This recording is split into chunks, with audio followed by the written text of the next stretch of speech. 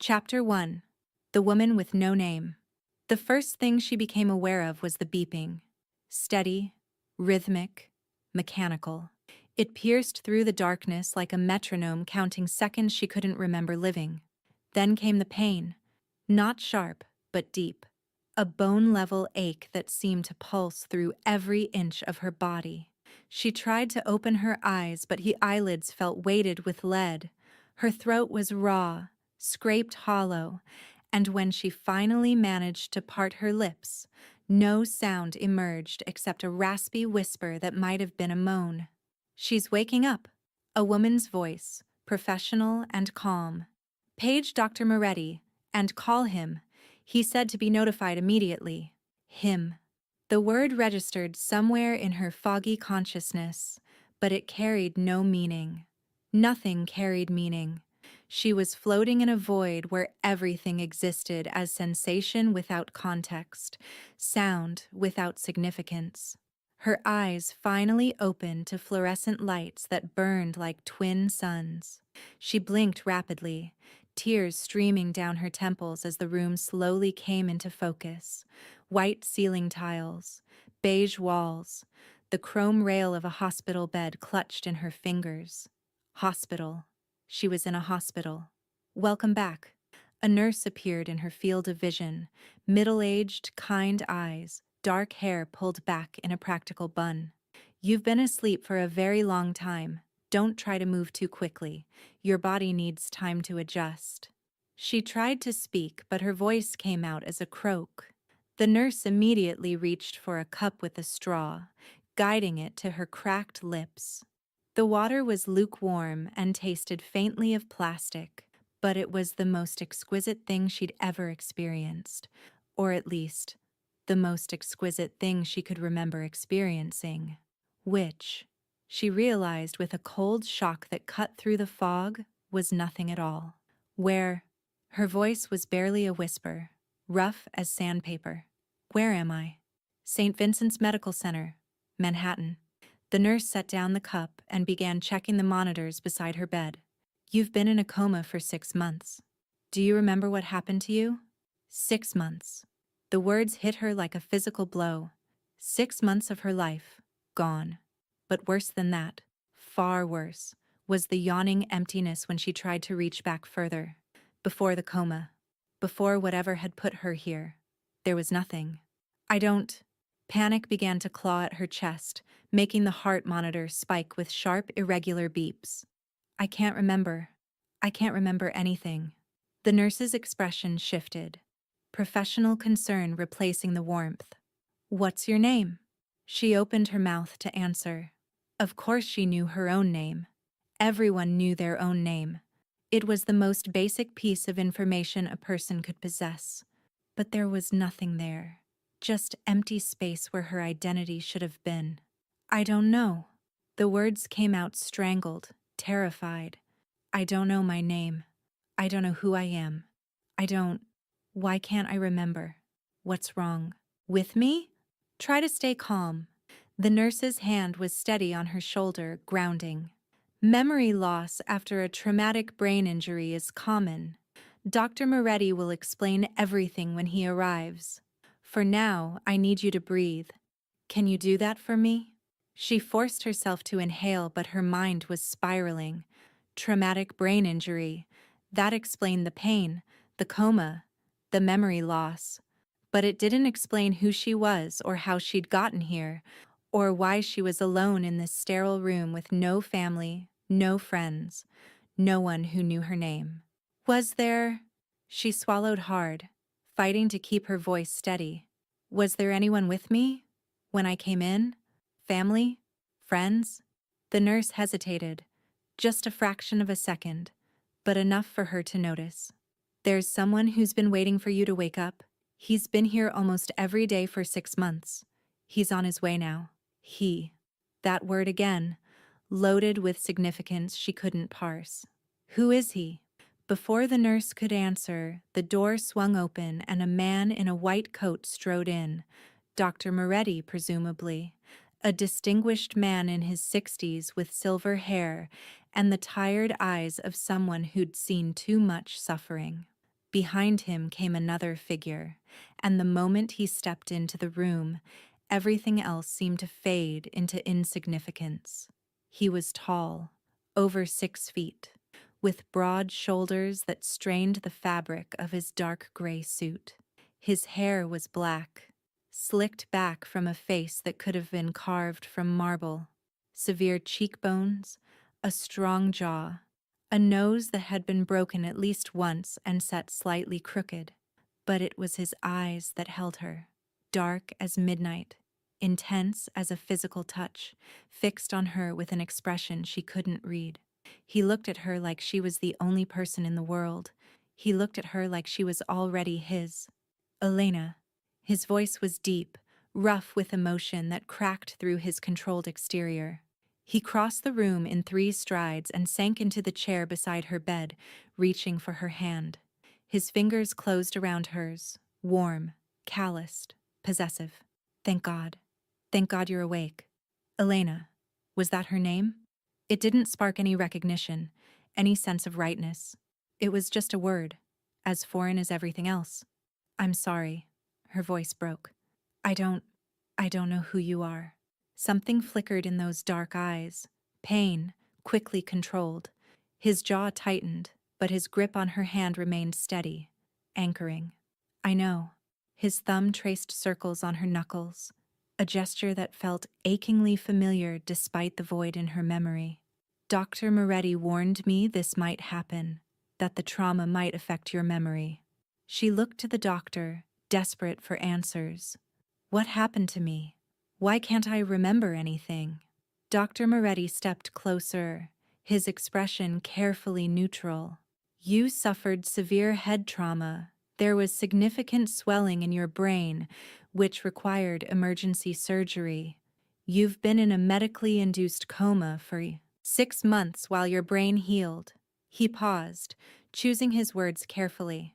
Retrograde amnesia, memory loss of events before the injury, is not uncommon in cases like yours. In some cases, memories return over time. In others, they don't, she finished hollowly. We'll know more as you recover.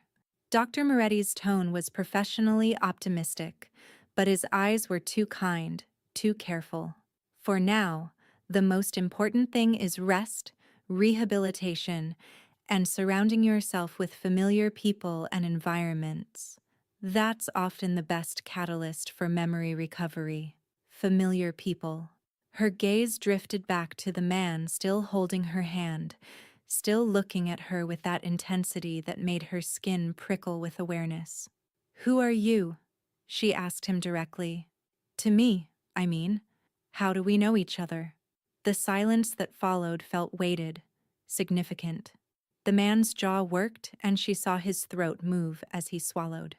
Then he spoke, and his words tilted her entire world on its axis. I'm your husband.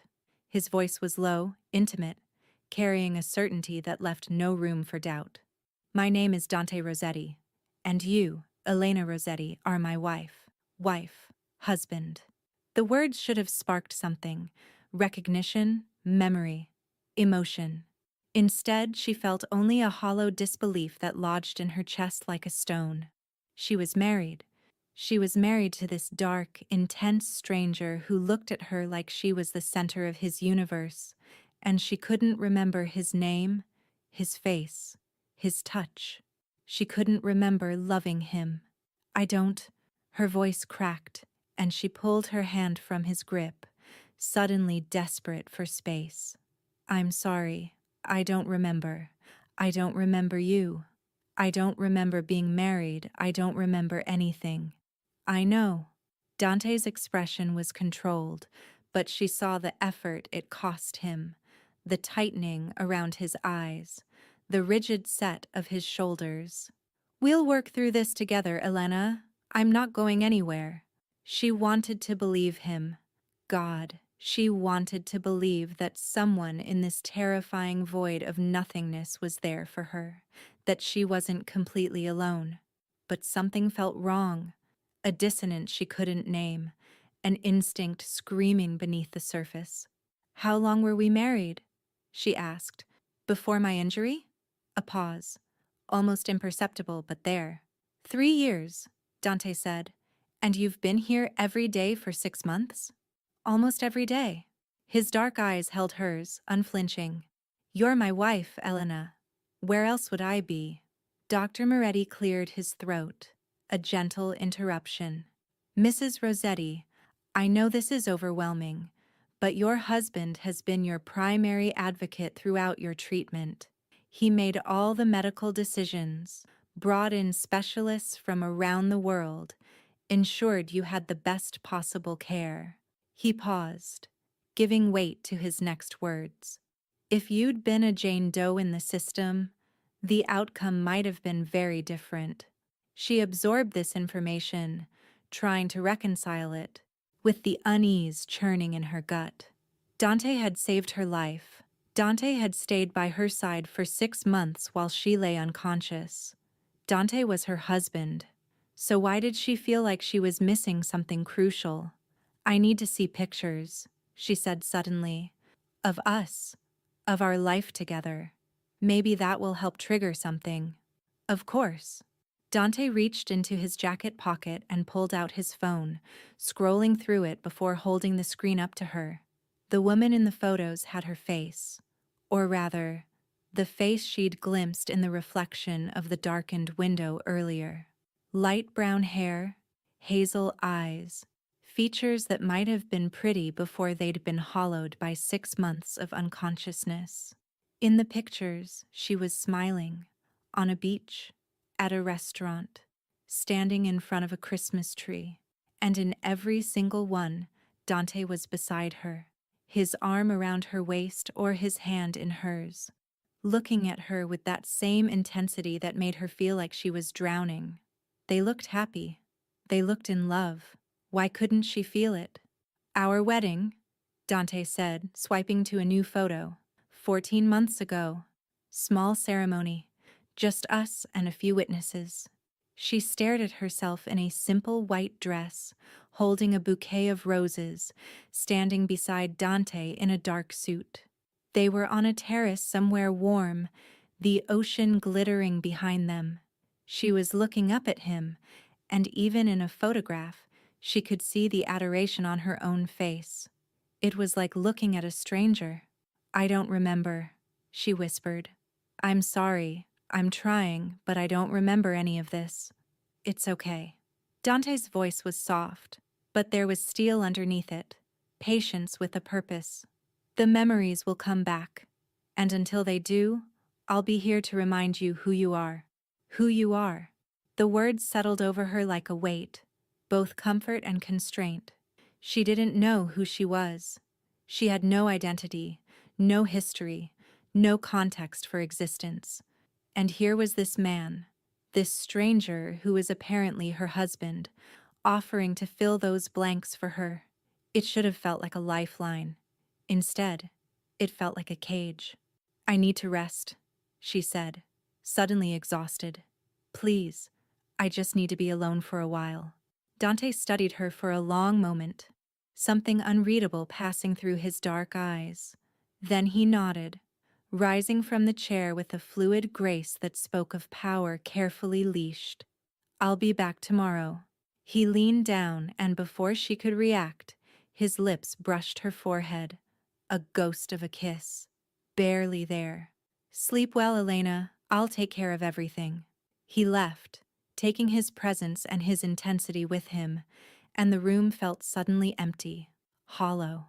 She stared at the door he'd closed behind him, her mind churning with questions that had no answers. I'll take care of everything. The words should have been reassuring. So why did they sound like a warning? She turned her head toward the window, where night had fallen over Manhattan.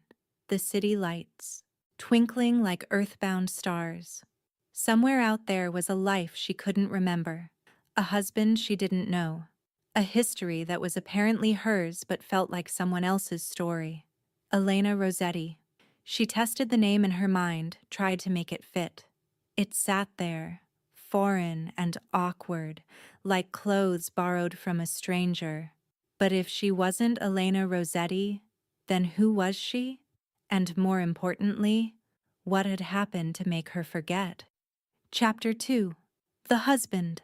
3 days passed in a blur of doctors, tests, and rehabilitation exercises that left her body aching and her mind exhausted.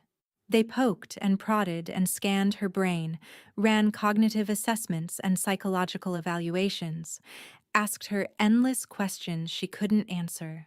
Her name was Elena Rossetti. She was 31 years old. She had no family. Her parents had died when she was young, and she'd grown up in the foster care system. She'd been working as a waitress at an upscale Italian restaurant in Manhattan when she'd met Dante Rossetti 3 years ago. They'd married after a whirlwind courtship and had been living together in his penthouse ever since. These were the facts of her life, recited to her by doctors, by nurses, by her husband. They existed in documents and photographs and official records. They were real, verified, undeniable. They were also completely empty of meaning. She couldn't remember any of it. Not her parents' faces, not the foster homes, not the restaurant or meeting Dante or falling in love. Her mind was a blank slate, and no matter how hard she tried, she couldn't conjure even a flicker of recognition when she looked at the man who was supposedly the love of her life. "It will come," the neurologist assured her during one of many evaluations. "The brain is remarkable in its capacity to heal. Continue your rehabilitation, surround yourself with familiar stimuli, and try not to force it. Memories often return when we stop trying to summon them." Easy for him to say. He knew his name, his history, his place in the world. She was floating in a void, dependent on other people's accounts to tell her who she was supposed to be. Dante came every day, just as he'd promised. He arrived in the mornings with coffee and pastries from a bakery he said she used to love. He sat with her through physical therapy, encouraged her through her frustration, and told her stories about their life together that she absorbed without feeling.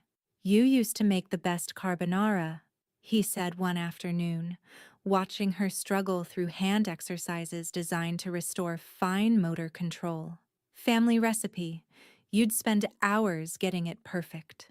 "I don't know how to cook," she replied, the words more bitter than she'd intended. "You will again." His confidence never wavered. "You'll remember." She wanted to believe him. God, she wanted to believe that the woman in those photos, the one with the happy smile and the loving husband, was still in there somewhere, just waiting to be unlocked. But with each passing day, the possibility felt more distant, and the woman in the hospital bed felt more like a ghost wearing someone else's skin. On the 4th day, Dr. Moretti came to discuss discharge plans. "Your physical recovery is progressing well," he said, reviewing her chart. "There's no medical reason to keep you here any longer. You can continue your rehabilitation as an outpatient, and honestly, being in a familiar environment is likely to help with the memory issues more than staying in a hospital." Familiar environment. That meant Dante's penthouse, a home she didn't remember, with a husband she didn't know, in a life that felt like a stranger's. What if, she hesitated, aware of Dante sitting silently in the corner chair watching. "What if I'm not ready?" "Ready for what?" Dr. Moretti's tone was gentle. "To go home?" "Home. Was it home if you couldn't remember living there?" "I don't know him." The words came out before she could stop them. She glanced at Dante, whose expression remained carefully neutral. "I'm sorry, but I don't. He says he's my husband, but he's a stranger to me. Going home with him feels dangerous, wrong, terrifying." She couldn't finish the sentence. "I understand your hesitation," Dr. Moretti said carefully. "Amnesia can make even familiar relationships feel threatening, but Mr. Rossetti has been nothing but devoted throughout your treatment. He's your legal next of kin, your emergency contact, and frankly, Your best option for a supportive recovery environment. He paused, his eyes kind but firm. You have no other family, Elena. No close friends listed in your records. If you don't go home with your husband, where would you go? The question hit her like a punch. She had no one. No identity beyond the one she'd been given. No resources. No alternatives. She was completely, utterly dependent on a man she didn't know and couldn't remember loving. And he knew it. She could see it in Dante's dark eyes, the awareness of his advantage, the patience of a man who knew he held all the cards. I won't push you, Dante said quietly, rising from his chair. He moved closer, and she caught his scent, cedar and something darker, expensive. If you're not comfortable, we can discuss other arrangements. A hotel, perhaps. Whatever you need to feel safe. The offer should have eased her fear. Instead, it made her more suspicious. Why was he so accommodating? Why wasn't he offended that his wife of 3 years didn't trust him? Why? The question slipped out before she could stop it. Dante's brow furrowed. Why what? Why are you being so patient with me? She searched his face, looking for cracks in the composed exterior. Your wife wakes up and doesn't remember you, doesn't trust you, doesn't want to go home with you. Most men would be angry, hurt. You're not. Something flickered in his eyes, there and gone before she could identify it. I am hurt, he said, his voice low enough that only she could hear. Every time you look at me like I'm a threat, it feels like a knife in my chest. But your pain doesn't give me the right to mine. You've been through hell, Elena. The last thing you need is a husband who can't control his emotions. The words were right. The tone was right. So why did they feel rehearsed? Come home with me, Dante continued, taking her hand in both of his. His grip was warm, secure, meant to comfort. Give it a week. If you're still uncomfortable, we'll figure out alternatives. But let me try to help you remember. Let me show you who you are. Let me show you who you are. The phrase sent a chill down her spine, though she couldn't have explained why. But Dr. Moretti was right. She had nowhere else to go. No other options. And maybe, just maybe, being in the place she'd lived for 3 years would trigger something. Maybe she'd walk through the door and remember everything. Maybe she'd finally stop feeling like a ghost. Okay, she said, the word heavy with resignation. 1 week. Dante's smile was like sunrise, warm and illuminating and impossible to look away from. He lifted her hand to his lips and pressed a kiss to her knuckles, his dark eyes holding hers with an intensity that made her breath catch. You won't regret it, he murmured. I promise. She wanted to believe him. She really, really wanted to believe him. Chapter 3. Fragments. Sleep came fitfully, interrupted by dreams that felt like memories but shattered before she could grasp them. She saw faces she didn't recognize, heard voices speaking words she couldn't understand, felt hands grabbing her in the darkness. She woke up screaming. Dante was there in seconds, appearing in the doorway in sleep pants and nothing else, his expression tight with alarm. Elena, you're safe. It was a dream. She couldn't speak, could barely breathe. The terror was still clawing at her throat, primal and overwhelming, even as the nightmare faded into fragments she couldn't hold. He moved toward her slowly, carefully, the way you'd approach a wounded animal. Can I touch you? She should have said no, should have maintained the distance she'd been keeping since she'd learned the truth about him. Instead, she nodded, and he sat on the edge of the bed and pulled her into his arms. He was warm, solid. He smelled like cedar and something darker, and his hands moved in slow circles on her back while she shook against his chest. You're safe, he murmured against her hair. No one can hurt you here. I promise. She wanted to believe him, God, she wanted to believe that this dangerous man could protect her from whatever had stolen her memories and her life. But even as his arms held her, she felt the dissonance, the wrongness of trusting someone she didn't know, couldn't remember, whose face still felt like a stranger's.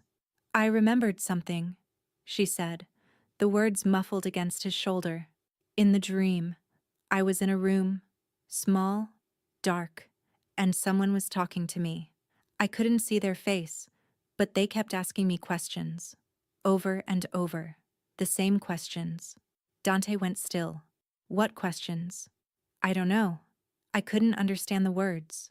She pulled back to look at him, and his expression was carefully controlled. Too controlled. What does it mean? Who was talking to me? I don't know. But his jaw was tight, and his eyes had gone cold. But if your memories are starting to return, that's good. The more you remember, the better chance we have of finding who did this. Finding who did this.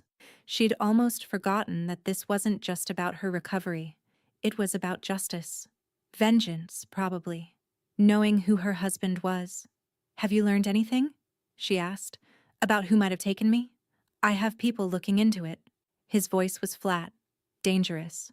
Every enemy I have, every rival family, anyone who might benefit from hurting you. If they're stupid enough to still be breathing, I'll find them. The casual mention of murder should have horrified her. It didn't. Maybe she was still in shock. Maybe the woman she'd been before the amnesia had grown accustomed to this world and its violence. Or maybe some part of her wanted whoever had done this to pay. I should try to sleep, she said, though sleep felt impossible now. Do you want me to stay? The question was careful, respectful. I can sit with you until you fall asleep. She should have said no. Instead, she nodded. Dante settled into the chair by the window, his silhouette dark against the city lights. She watched him for a long time, this stranger who was her husband, this criminal who looked at her like she was the only person in the world. When she finally fell asleep, the nightmares didn't come back. Morning brought clarity, or at least the illusion of it. She woke alone, the chair by the window empty, and lay there for a long time staring at the ceiling and trying to make sense of her situation. Facts. She was married to a mafia boss. She'd been missing for 6 months. Someone had tried to kill her. She had no memory of any of it. Questions. Who had taken her? Why? What had they done to her during these 6 months? And most importantly, why couldn't she remember? She needed answers. Real answers. Not the carefully curated version Dante had been feeding her. And that meant she needed to investigate on her own. The penthouse was quiet when she ventured out of the bedroom. She found Lucia in the kitchen, preparing breakfast, and the housekeeper's face lit up with what seemed like genuine warmth. Mrs. Rossetti, how are you feeling this morning? Better? A lie, but a polite one. Is Dante here? He had an early meeting. He said to tell you he'll be back this afternoon and to call if you need anything. Lucia set a plate in front of her. Eggs, toast, fresh fruit. Eat. You're too thin. Elena picked at the food, her mind elsewhere. An early meeting. That meant she had hours alone in this penthouse, unsupervised. Hours to look for answers. Lucia, she said carefully, where did I keep my personal things before I disappeared? Photos? Journals? Anything like that. The housekeeper's expression flickered. There's a box in your closet. Mr. Rossetti went through it while you were missing, but I believe everything is still there. A box. It wasn't much, but it was something. She finished eating and retreated to the bedroom, heading straight for the closet. It took her 20 minutes of searching through drawers and shelves, but she finally found it. A simple wooden box tucked in the back corner, behind stacks of designer handbags she probably couldn't name. She carried it to the bed and opened it with trembling hands. Inside was a collection of objects that meant nothing and everything. A dried flower pressed between two pieces of cardboard. A movie ticket stub from a film she didn't remember seeing. A receipt from a restaurant with a note scrawled on the back. Best carbonara in the city. Try the recipe. There were photos too. Printed ones, not just digital. Her and Dante at various events. Restaurants, galas. What looked like someone's wedding. She studied her own face in each one, searching for clues. She looked happy, relaxed, like a woman who had no idea what was coming for her. At the bottom of the box was a journal, plain leather cover, no lock. She opened it to the first page and saw her own handwriting, looping and elegant, nothing like the cramped scrawl she'd produced during the hospital's cognitive tests. January 1st, the first entry read, New Year, new journal. Dee gave it to me for Christmas, said I should have somewhere to put all the thoughts I keep trapped in my head. He knows me too well. D. Dante.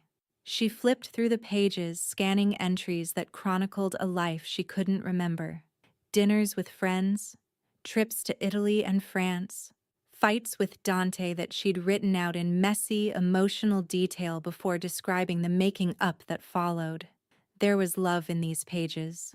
Real, complicated, passionate love for a man who was dangerous and devoted in equal measure. The woman who'd written these entries had known exactly who Dante Rossetti was, and she'd loved him anyway. Elena read until she reached the last entry, dated 2 days before her disappearance. Something's wrong. I can feel it. Dee won't tell me what's happening, but I know him. I can see the stress, the late-night phone calls, the way he looks at me when he thinks I'm not watching, like he's afraid of losing me. I want to ask, but I also don't want to know. Is that cowardice or self-preservation? Maybe both. The gala is Saturday. Maybe after that, things will calm down. Maybe I'm imagining all of this. But just in case, if something happens to me, if anyone ever reads this, look at the foundation. That's where the answers are. Look at the foundation. Elena read the sentence again, then again.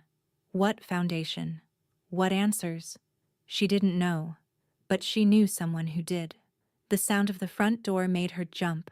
She shoved the journal back in the box, then hesitated. No, she needed this. She tucked it under the mattress instead, hiding it where Dante wouldn't find it, then went to meet him with her heart racing. He was in the kitchen, loosening his tie, and he smiled when he saw her. That sunrise smile that made her feel both warmed and wary. "You're up," he said. "How did you sleep after?" "Better." She leaned against the counter, trying to look casual. "Your meeting went well?" "Well enough." He moved closer, and she caught his scent again. Cedar and something darker. "I thought we could go for that walk you wanted. Get you some fresh air." She should have been pleased. This was what she'd asked for. But the journal entry was burning in her mind, and she needed to find out what it meant. "That sounds good," she said. "But first, can you tell me about the Rossetti Foundation?" Dante went still, just for a second, but she caught it. "The foundation?" His tone was carefully neutral. "It's a charitable organization. We fund education initiatives, community programs, disaster relief. Why do you ask?" "I found my journal." She watched his face for a reaction. "From before I disappeared. I wanted to read it, to see if anything would trigger my memory. In the last entry, I mentioned the foundation. Said that's where the answers were." Dante's expression was unreadable. "May I see it?" I wanted to keep it private." The lie came easier than it should have. It felt like reading someone else's diary. "I just wanted to ask about the foundation first." He studied her for a long moment, and she had the uncomfortable feeling that he knew she was holding something back. But he didn't press. "The foundation is legitimate," he said finally. "It's one of our few completely clean operations. You were involved with it before you disappeared, organizing events, reviewing grant applications. If you mentioned it in your journal, you were probably just talking about work. Maybe, but the way she'd written it, if something happens to me, suggested she'd been worried about more than just charity events. I'd like to go there, she said, to the foundation offices. Maybe seeing the place will help me remember something. Dante's jaw tightened almost imperceptibly. It's not a good idea. You're still recovering. The less you exert yourself, you promised to take me somewhere. She held his gaze, refusing to back down. You said anywhere I wanted to go. I want to go to the foundation. The silence stretched between them, charged with something she couldn't name. Then Dante nodded, a small surrender that didn't quite reach his eyes. All right, he said. We'll go tomorrow. But I want you to prepare yourself. You might not remember anything. Amnesia doesn't work like the movies. I know. She also knew there was something he wasn't telling her. Something about the foundation that made him reluctant to take her there. She was going to find out what it was. That night, after Dante had gone to bed, she retrieved the journal from its hiding place and read it again from start to finish. She was looking for patterns. Any mention of the foundation? Any hint of what she'd been afraid of? Most of it was ordinary. Dinner plans and travel itineraries, and the mundane details of life with a man who happened to run a criminal empire. But scattered throughout were moments of unease. References to Dante being worried, distracted. Mentions of meetings she wasn't supposed to know about, and phone calls that ended abruptly when she entered the room. And then, 3 weeks before her disappearance, this. Found something today. I wasn't supposed to be in Dee's office, but I left my book there and I saw papers on his desk, financial records for the foundation. At first I thought it was just regular accounting, but the numbers don't add up. There's money missing. A lot of it. I want to ask Dee about it, but what if he's involved? What if he's the one moving the money? I don't know what to do. I don't know what any of this means. Missing money. That's what she'd found. That's what had scared her. But who was taking it? Dante? Someone else in the organization? And more importantly, had someone silenced her to keep her from talking? Elena closed the journal, her mind racing. She needed more information. She needed to get into the foundation offices and see those financial records for herself. And she needed to do it without Dante knowing what she was really looking for. Tomorrow. She'd find her answers tomorrow. Or at least, she'd find the questions that mattered. Chapter 4. The Foundation. The Rossetti Foundation occupied the top 3 floors of a gleaming tower in Midtown Manhattan. Elena stared up at it through the car window, searching for any flicker of recognition, any sense of familiarity. Nothing. Ready? Dante asked, his hand on the door handle. She nodded, though she wasn't sure ready was the right word. She was prepared, determined, terrified of what she might find. The lobby was all glass and marble, with the foundation's logo, a stylized R intertwined with an olive branch, displayed prominently behind the reception desk. People in expensive suits moved through the space with purpose, and several of them stopped to stare as Elena entered on Dante's arm. Mr. Rossetti. A woman approached them, middle-aged, elegantly dressed, with a practiced smile that didn't quite reach her eyes. And Mrs. Rossetti, welcome back. We've all been so worried about you. Thank you, Victoria. Dante's hand tightened on Elena's elbow. Is the conference room available? I'd like to give my wife a tour, help her reorient. Of course. I'll have coffee sent up. Victoria's eyes lingered on Elena with something that might have been curiosity or might have been suspicion. If there's anything you need, Mrs. Rossetti, please don't hesitate to ask. Elena murmured something appropriate and let Dante guide her to the elevator. The moment the doors closed, she turned to him. Who is she? Victoria Chen. She manages the day-to-day operations of the foundation. Dante's expression was unreadable. She's been with us for 5 years, very competent. And she reported to me? She reported to both of us. The elevator doors opened and he gestured for her to exit first. You were very involved in the grant-making process. You had strong opinions about which programs we should fund. She tried to imagine it, sitting in meetings, reviewing applications, making decisions about who received money and who didn't. It felt impossibly foreign. The tour was extensive and carefully curated. Dante showed her offices and conference rooms, introduced her to staff members who smiled too brightly and spoke too carefully, walked her through the history of the foundation and its various initiatives. None of it sparked any memory, but that wasn't why she was here. I'd like to see my office, she said when they'd returned to the conference room. If I had one? Dante's pause was almost imperceptible. Of course. It's down the hall. Her office was small but elegant. A desk by the window, bookshelves lined with reports and binders, a small sofa where she'd presumably met with visitors. She moved around the space slowly, touching objects, opening drawers, hoping something would feel familiar. I'll give you a moment, Dante said from the doorway. Take your time. She waited until she heard his footsteps receding, then moved to the desk. The drawers were mostly empty, cleared out after her disappearance, probably, but she found a few things. A calendar, stopped on the date she'd vanished, a notepad with her handwriting, and in the bottom drawer, beneath a stack of old magazines, a folder. She opened it and felt her heart stop.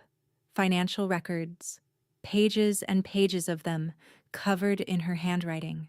Notes, calculations, highlighted discrepancies. She'd been tracking something. Money moving between accounts. Donations that didn't match the foundation's public reports. Payments to organizations she'd flagged as questionable. This was it. This was what she'd found before she'd disappeared. Interesting reading? She spun around. Dante was standing in the doorway, and his expression had gone cold in a way that made her blood chill. I was just looking through the desk. She closed the folder, trying to keep her voice steady, hoping something would trigger a memory. And did it? She couldn't lie. He'd see through it immediately. This folder, she said carefully. It has financial records. Notes in my handwriting. I know what it has. Dante stepped into the office, closing the door behind him. I found it after you disappeared. You were investigating the foundation's finances. Looking for something. Looking for what? His dark eyes held hers, unblinking. Evidence that someone was embezzling, skimming money from the charitable funds and moving it into private accounts. Who? That's what I've been trying to determine for 6 months. He moved closer, and she resisted the urge to step back. The records show the money was moved, but they don't show by whom. Whoever did it was careful, professional. And you think that's why I was taken? Her voice was barely a whisper. Because I found out about the embezzlement? I think it's the most likely explanation. Dante's jaw was tight with suppressed fury. You got too close to something someone wanted hidden, and they removed you before you could expose it. Then why am I still alive? The question hung between them, heavy and terrible, because it was the one thing that didn't make sense. If someone had taken her to silence her, why hadn't they killed her immediately? Why keep her for 6 months, then dump her in the woods with no memory? I don't know, Dante admitted. That's what I can't figure out. Unless what? He was quiet for a long moment, and when he spoke, his voice was carefully controlled. Unless they wanted something from you. Information, maybe. Something they thought you knew. She thought of her dream. The small, dark room, the voice asking questions over and over. What had they wanted to know? What did she have that was worth 6 months of captivity? The journal entry, she said slowly, where I said to look at the foundation. I knew something. I found something. Whatever it was, it's not in that folder. Dante's gaze was intense. I've been over every page 100 times. There's evidence of embezzlement, but no proof of who's behind it. So either I hid the proof somewhere else, or it's still in your memory. He closed the distance between them, his hands coming up to cup her face with a gentleness that contrasted sharply with the fury in his eyes. That's why they kept you alive, Elena. That's why they didn't kill you. You know something that could destroy them, and they were trying to extract it. When you wouldn't break, they dumped you in the woods and hoped the head trauma would finish the job. The words painted a picture so horrifying she could barely process it. 6 months of captivity, 6 months of interrogation, and at the end of it, she'd been discarded like garbage, her mind wiped clean of everything, including the information they'd wanted. I need to remember, she said, her voice shaking. Whatever I knew, I need to get it back. We'll find another way. Dante's thumb stroked her cheek. I'm not letting you tear yourself apart trying to access memories that might not come back. But, no, his voice was firm. I almost lost you once. I won't risk your sanity for information I can find through other means. She wanted to argue, but the look in his eyes stopped her. He meant it. Whatever else he was, criminal, killer, liar, he didn't want her to suffer. He wanted to protect her, even if it meant letting whoever had taken her get away with it. Fine, she said, but I'm not staying locked in the penthouse while you investigate. I want to be involved. I want to help find whoever did this. A muscle ticked in his jaw. Elena, I'm serious. She pulled away from his touch, needing the distance to think clearly. This happened to me. I have a right to be part of finding answers. The silence stretched between them, charged with tension. Then Dante nodded, a small surrender. All right, he said, but we do this my way. No risks, no going off alone, no keeping secrets from me. His dark eyes held hers. We do this together, or we don't do it at all. Together. It was more than she'd expected him to concede, and it meant she'd have to be careful. Couldn't let him see how much she still didn't trust him, how many questions she still had about his involvement. Because as much as she wanted to believe him, one question kept circling in her mind. If someone in the foundation was embezzling money, who better to investigate it than the woman who'd already found evidence? And who better to silence that woman than the man who ran the entire organization? She didn't want to suspect Dante, didn't want to believe that the man who'd held her through her nightmares and kissed her forehead and looked at her like she was the center of his world could also be the man who'd ordered her disappearance. But she couldn't rule it out. Not yet. Not until she had more information. Together, she agreed, the word heavy on her tongue, for now. Chapter 5. Trust. The next few days established a rhythm that felt almost normal, if you ignored the armed guards who accompanied them everywhere, the nightmares that still jolted her awake screaming, and the constant awareness that someone out there wanted her dead or silenced. Dante included her in his investigation, just as he'd promised. He showed her the files his people had compiled, lists of everyone who had access to the Foundation's finances, background checks on employees, analysis of the money movements. They sat together in his study for hours, going through documents, discussing possibilities, eliminating suspects one by one. It would have felt like partnership if she hadn't been constantly watching him for signs of deception. What about her? Elena pointed to a name on the list. Victoria Chen. She manages the day-to-day operations. She'd have access. She'd also have the most to lose if the Foundation was caught doing something illegal. Dante leaned back in his chair, rubbing his eyes. Her entire career is built on its reputation. Why would she risk that? Money, Elena said simply. Isn't that always the answer? Sometimes. He looked at her, something unreadable in his expression. But not always. Sometimes people do terrible things for love or fear or loyalty. She held his gaze, wondering if they were still talking about Victoria. The physical therapy continued. Exercises to rebuild her strength, sessions to improve her coordination and balance. She was getting stronger, but the memories still wouldn't come. Every night she closed her eyes hoping to wake up with her past restored, and every morning she faced the same void.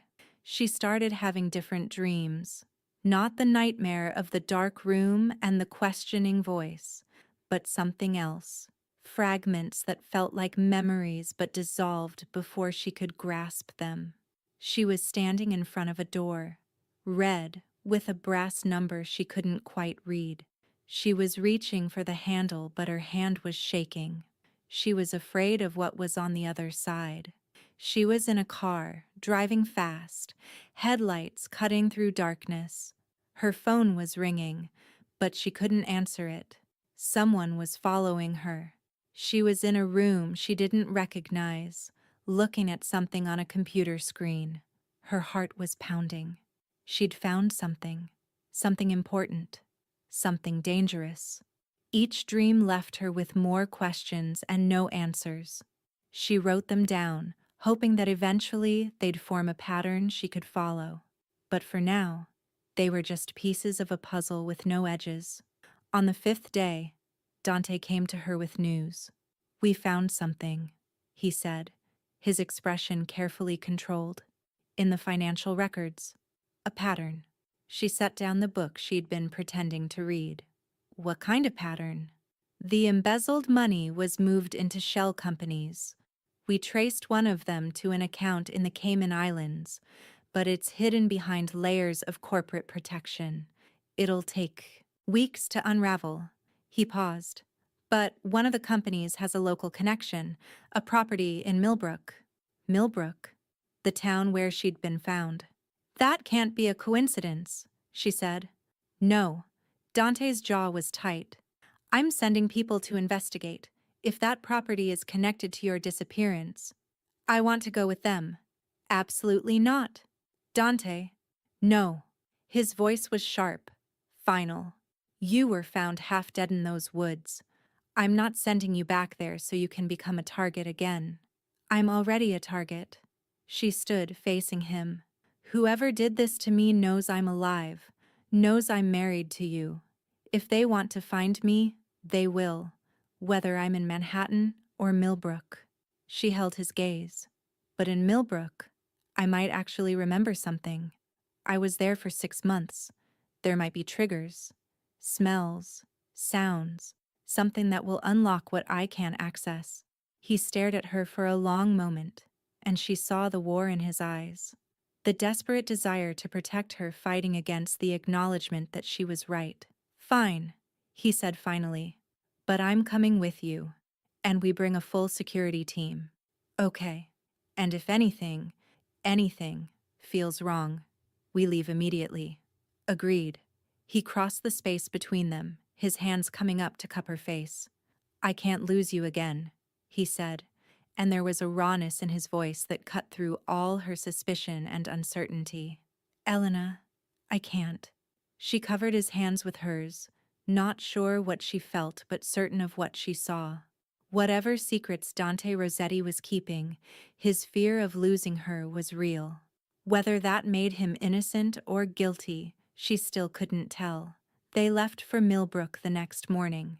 Dante drove, with 2 SUVs full of security following behind. Elena watched the city fall away, replaced by highways and then smaller roads winding through forests that were just beginning to show autumn colors. She waited for something to feel familiar. A road, a sign, anything, nothing. The property was a farmhouse on several acres of land, set back from the main road down a gravel driveway. It looked abandoned. Windows dark, lawn overgrown, the kind of place that hadn't been lived in for years. "Stay here," Dante said, cutting the engine. "Let my people clear it first." She watched through the windshield as his security team approached the house, weapons drawn. They moved with military precision, breaching the front door and disappearing inside. Minutes passed. Then one of them emerged and gave Dante a thumbs up. "Clear," Dante said, opening his door. "Come on." She stepped out of the car and immediately something shifted. The air smelled different here.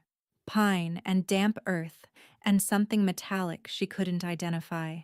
Her heart started racing and her breath came shorter. She knew this place. "Elena?"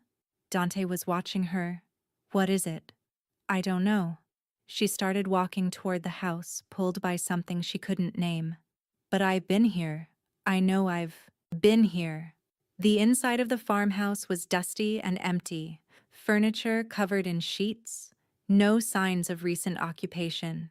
But as she moved through the rooms, the feeling of familiarity grew stronger.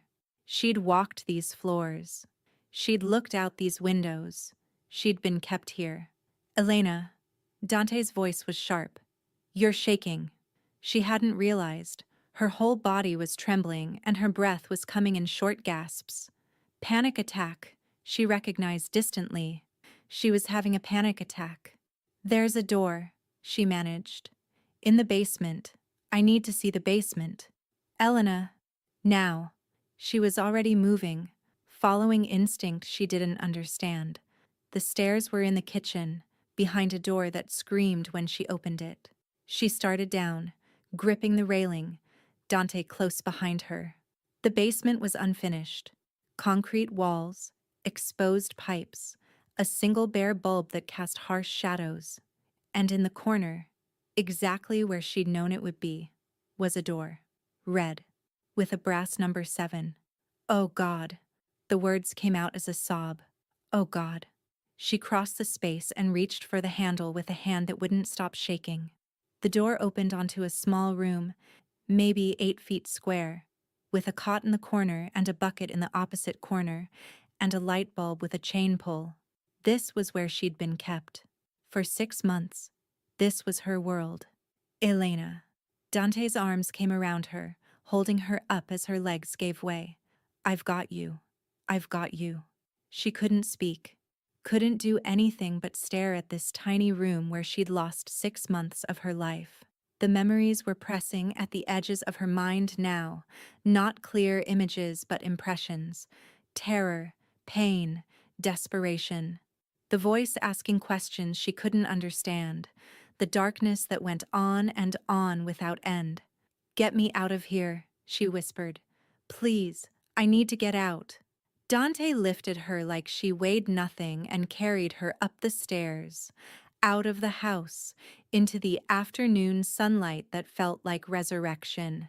He set her on the tailgate of one of the SUVs and crouched in front of her, his hands on her knees. "Breathe," he commanded. "Look at me and breathe." She focused on his face, the dark eyes, the scar on his jaw, the fierce concern in his expression. She matched her breath to his, slow and steady, until the panic receded and she could think clearly again. "That room," she said. "That's where they kept me." "I know." His voice was barely controlled fury. "My people are photographing everything. We'll find evidence. Fingerprints, DNA, something." I remembered something. She grabbed his hands, gripping hard. "In there." I remembered. "What?" A voice. She closed her eyes, trying to hold the fragment before it dissolved. A woman's voice. She was asking me questions, the same questions over and over. "Where are the records? What did you do with the proof?" A woman. Dante's expression went sharp. "You're sure?" "Yes." She opened her eyes. It was a woman who was interrogating me, and she wanted to know where I'd hidden the evidence.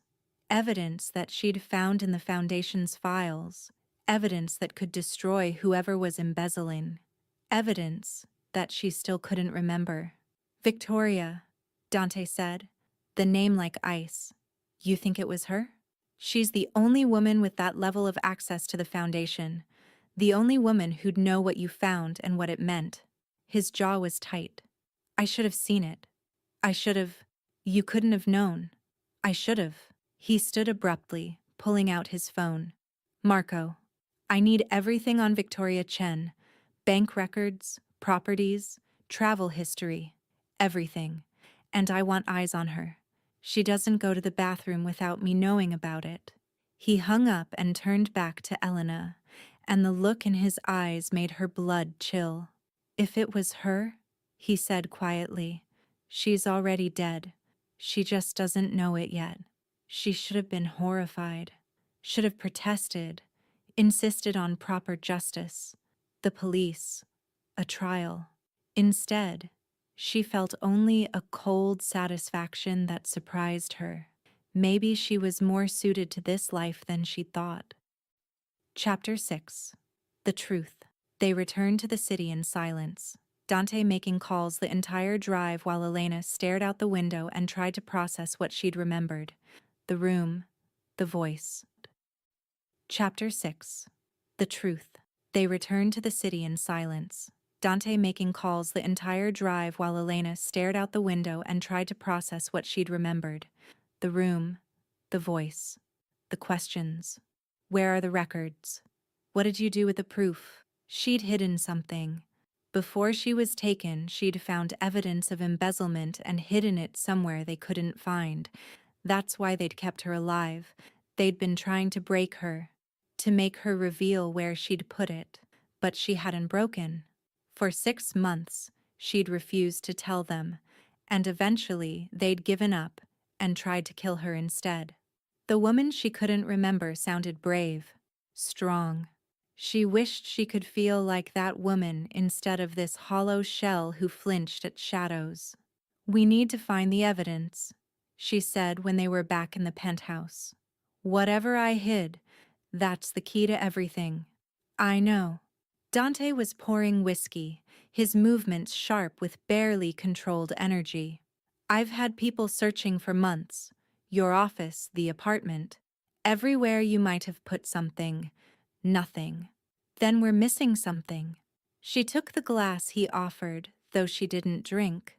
Where would I hide something important? Something I didn't want anyone to find? You tell me. His dark eyes held hers. You knew yourself better than anyone. But that was the problem. She didn't know herself at all. The woman who'd found evidence and hidden it, who'd endured 6 months of captivity without breaking, who'd married a mafia boss knowing exactly what he was. That woman was a stranger. Think, she told herself. Think like her. The journal. In her last entry she'd written, "Look at the foundation." Not because the evidence was there. She'd already searched her office. But because that's where she wanted people to look. That's where the answers were. What if she'd meant it literally? The foundation? She said slowly. Not the offices. The actual foundation. The building. Dante frowned. What do you mean? In my journal, I wrote, "Look at the foundation." Everyone assumed I meant the organization, the finances, the records. But what if I meant the physical foundation? She stood, pacing. The building. Something in the building itself. She could see him working through it. The possibility dawning. A hiding place.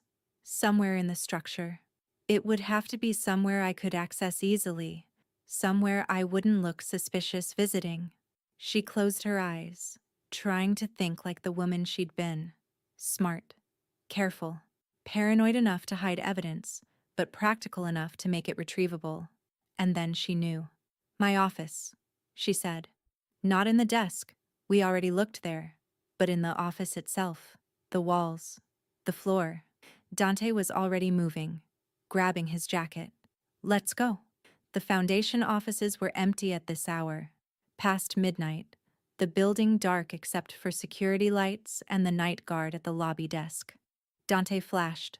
credentials that got them access without questions, and they rode the elevator up in tense silence. Elena's office looked the same as before, neat, impersonal, holding no clues to the woman who'd worked there.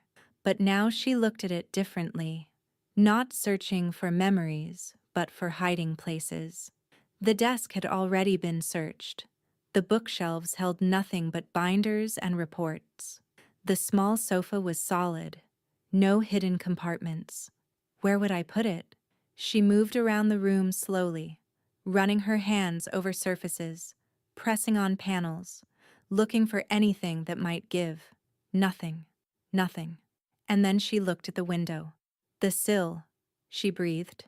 It was wide enough to sit on, she probably had, looking out at the city while she worked. And at one end, hidden by the curtain, was a panel that looked slightly different from the others, newer, replaced. She crossed the room and pressed on it. It popped out, revealing a shallow cavity behind.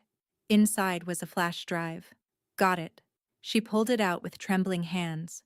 Dante, I found it. He was beside her in an instant, taking the flash drive and examining it. Let's see what you died for, he said grimly. They went to his study in the foundation, more private than her office, with better security. He plugged the flash drive into his computer and they both leaned in as the files loaded. Financial records. Hundreds of them. Bank statements, wire transfers, account numbers, and at the bottom, a single document labeled Evidence. She opened it and felt her world tilt. It was all there. Every transaction, every shell company, every dollar moved from the foundation into private accounts. She'd traced it all, documented it meticulously, and at the end, she'd named the person responsible. But it wasn't Victoria Chen. No, Dante breathed. That's not possible. Elena stared at the name, the pieces clicking together with terrible clarity. Marco Rossetti, Dante's brother, his second in command, the man he trusted more than anyone else in the world. Marco, Dante repeated, his voice hollow. It was Marco. She reached for him, but he was already moving, grabbing his phone. Marco, my study, now. Dante, wait. He took you. The fury in his voice was barely human. He kept you in that room for 6 months. He tried to kill you. He turned to her, and his eyes were black with rage. I'm going to destroy him. We need to be smart about this. She caught his arm, holding on. He knows everything about your operations, your security. If he sees you coming, he won't see anything. Dante's voice was cold. By the time he realizes I know, it'll be too late. The door opened before she could argue. Marco Rossetti walked in, tall, dark-haired with Dante's same strong jaw and none of his brother's barely leashed intensity. He smiled when he saw them. Dante, you called? His eyes slid to Elena and something flickered there. Something she might have missed if she hadn't been looking for it. Elena, lovely to see you up and about. Is it? Dante moved between them, and she saw his hand drift toward the gun she knew he wore under his jacket.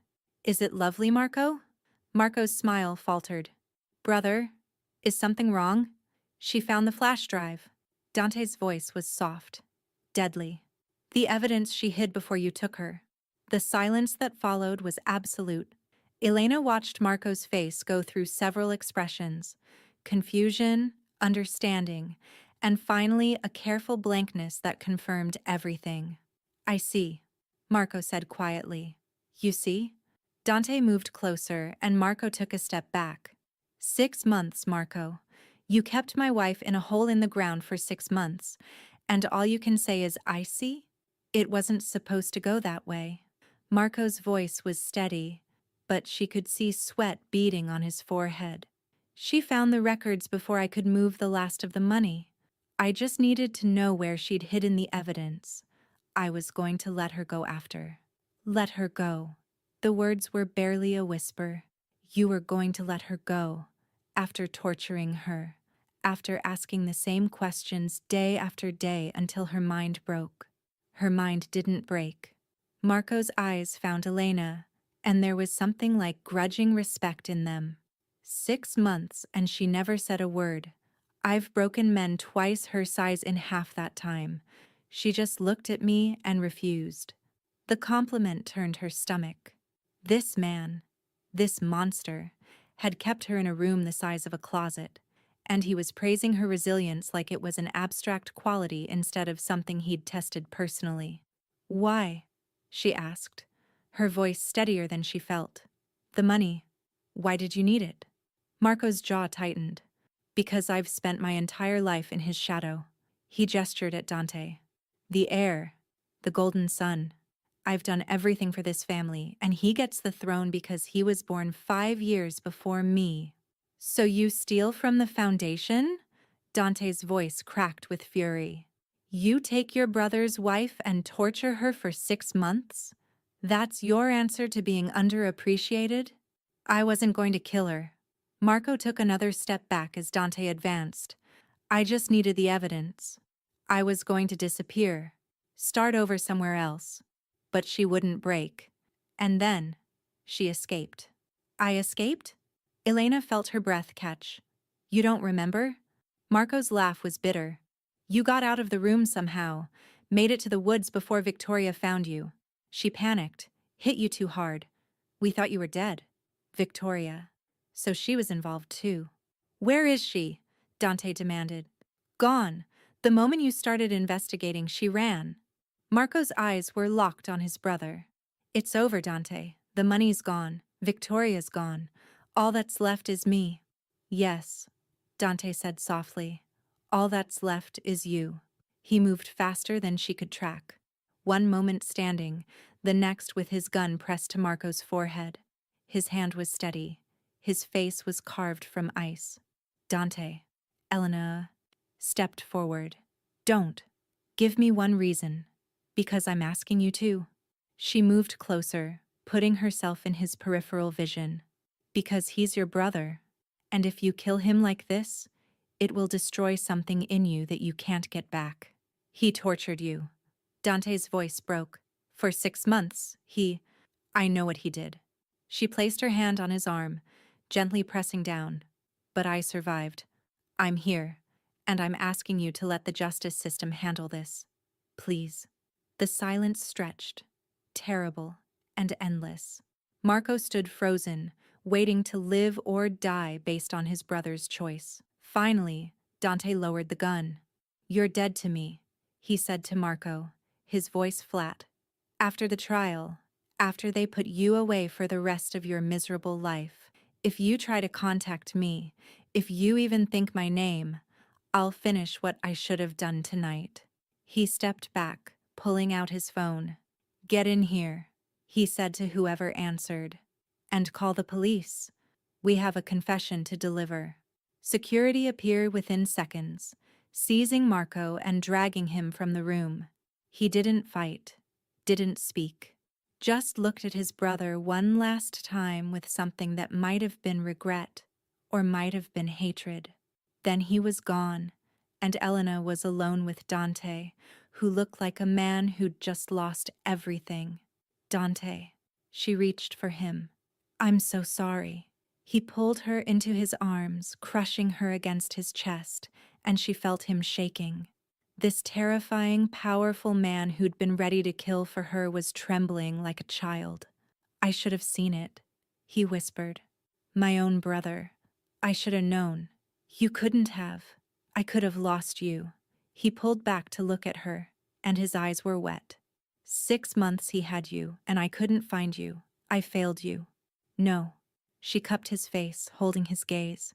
You searched for 6 months. You never stopped. And when I woke up with no memory, you stayed. You took care of me.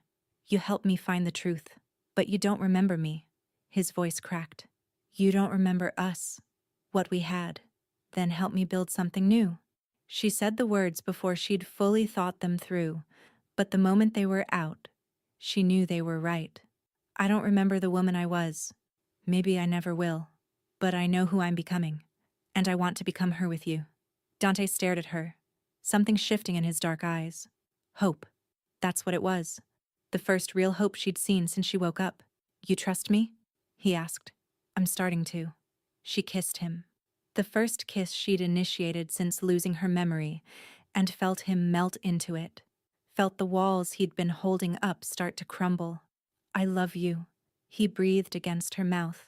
I know you don't remember, and I know you might never feel it back, but I love you. I've loved you since the moment I saw you, and I'll spend the rest of my life proving it if you'll let me. She didn't say it back. She wasn't there yet. Might never be there the way she'd been before, but she kissed him again, deeper this time, and let herself feel something she'd been holding back since the moment she'd opened her eyes. Hope. It wasn't memory. It wasn't the past they'd lost, but maybe it was enough to build a future. Chapter 7. Recovery.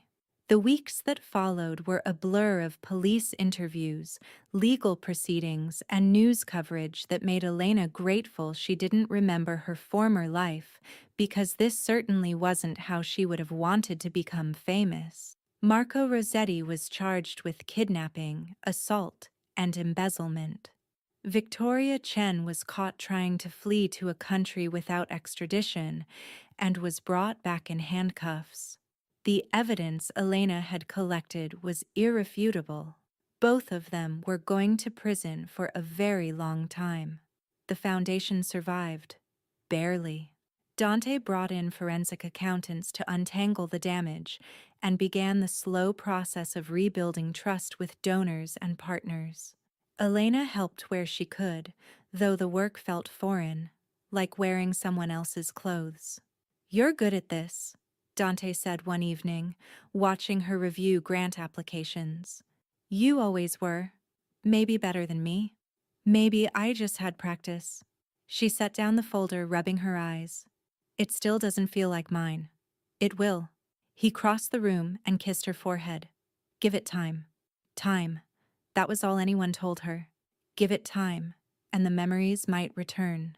Give it time, and the nightmares might fade. Give it time, and she might feel like herself again. She wasn't sure she wanted the memories anymore. The woman she was becoming felt more real than the woman she'd been, strong in different ways, defined by survival rather than by what she'd lost. The nightmares did fade, eventually. Not completely. She still woke sometimes with her heart pounding and her skin slick with sweat. But the terror lessened. The dark room and the questioning voice receded into something she could manage, something that didn't control her. And slowly, something else began to grow in their place. She started to feel safe in the penthouse, started to know where things were without looking, how the light fell through the windows at different times of day, which floorboards creaked and which were solid. It became her home. Not the home she'd lost, but a new one she was building. She started to feel comfortable with Dante. Not the desperate gratitude of the early days, or the suspicious wariness that had followed, but genuine comfort. She learned his habits. The way he drank his coffee, the Italian he muttered when he was frustrated, the sound of his laugh when she said something that surprised him. She learned his scars, both visible and invisible, and she started to understand the man underneath the power and the violence. He was loyal. He was protective to a fault. He was capable of terrible things, but also of extraordinary tenderness. He looked at her like she was the most precious thing in the world, and slowly, gradually, she began to believe it. 3 months after she'd woken up in the hospital, Elena walked into the kitchen one morning and found Dante making breakfast. Eggs and toast and coffee, the same thing he made every Sunday, though she hadn't realized it had become a tradition until she noticed its absence. You're cooking, she said, surprised. I cook. He glanced at her over his shoulder, a half smile on his face. Sometimes. You never cook. I do when you sleep late. He slid a plate across the counter. Eat. You've been working too hard. She picked up a piece of toast, watching him move around the kitchen. There was something different about him this morning. A looseness in his shoulders, a lightness in his expression, like a weight had been lifted. "What are you not telling me?" she asked. He turned to face her, and the hope in his eyes made her breath catch. Marco's plea deal went through. 20 years, no parole. Victoria got 15. He paused. "It's over, Elena. It's finally over. Over." The word should have brought relief. Instead, she felt strangely empty. "I thought I'd feel different," she admitted. "When they were caught. When they were punished. I thought I'd feel, I don't know, closure. There's no closure." Dante moved closer, taking her hands. "Not for what happened to you. There's only moving forward." Moving forward. She'd been doing that for 3 months. Rebuilding a life, learning a person, trying to find herself in the wreckage of who she'd been. But she hadn't let herself think about what came next. What she wanted. Who she wanted to be. "I want to stay," she said, the words surprising her as much as they surprised him. Dante's hands tightened on hers. "Stay. Here. With you." She met his eyes, letting him see the truth. "I don't remember falling in love with you. I don't remember our wedding or our life together or any of the things that made me choose you in the first place. But I'm choosing you now. I'm choosing this." For a moment he didn't move, didn't breathe. Then he pulled her into his arms and held her so tightly she thought her ribs might crack. "I don't deserve you," he said against her hair. "I never did." "Maybe not." She smiled into his shoulder. "But you've got me anyway." He pulled back to look at her, and his eyes were wet. "I love you, Elena. I will spend the rest of my life making this worth your choice." "I know." And she did. Whatever else was uncertain, that wasn't. He kissed her then, deep and desperate, and she felt something shift inside her. Not memory. She still couldn't access the past, but something else. Connection. Belonging. Home. When they finally broke apart, both breathing hard, Dante cupped her face in his hands. "Marry me again," he said. She blinked. "What? You don't remember our first wedding. It doesn't feel like yours." His thumbs traced her cheekbones. "So let's do it again. Let me give you a wedding you'll remember.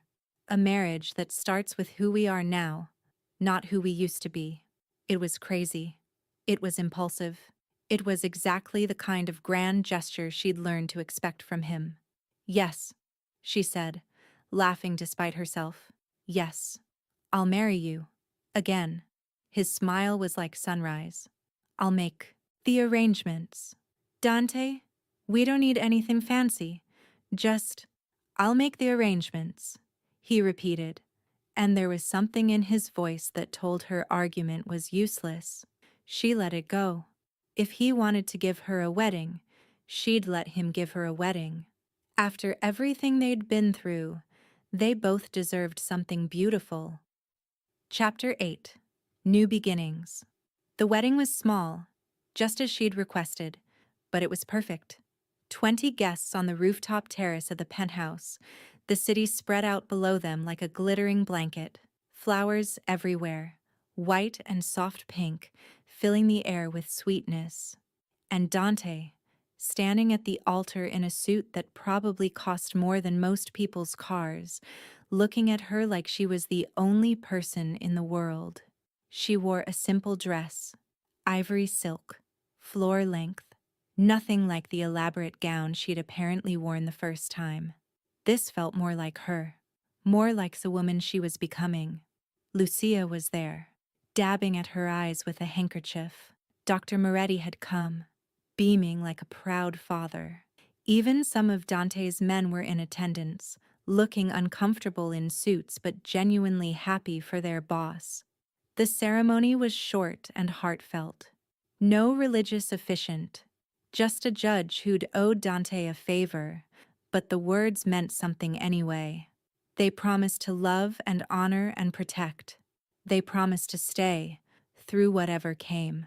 When Dante slipped the ring on her finger, a new one, not the ring she'd lost along with her memories, Elena felt tears sliding down her cheeks. "I love you," she whispered, and it was the first time she'd said it, the first time it felt true. "I love you too." His voice cracked just a little. "Always."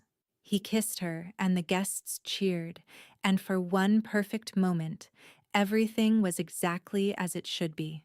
The reception was dinner and dancing and too much champagne. Elena laughed more than she had since waking up, danced until her feet ached, let herself be happy in a way she hadn't thought possible. And then, during a slow song, held in Dante's arms, she had a flash of something. A memory. Not much. Just a moment. A fragment, but real. She was standing in a kitchen. This kitchen. The penthouse kitchen. And Dante was teaching her to make pasta. His hands were guiding hers, showing her how to knead the dough, and she was laughing at how terrible she was at it. He kissed her flour-covered nose and told her she was perfect. "Elena?" Dante's voice was worried. "What is it?" "I remember," she breathed. "I remember something." His hands tightened on her waist. "What?" "You were teaching me to cook. Pasta."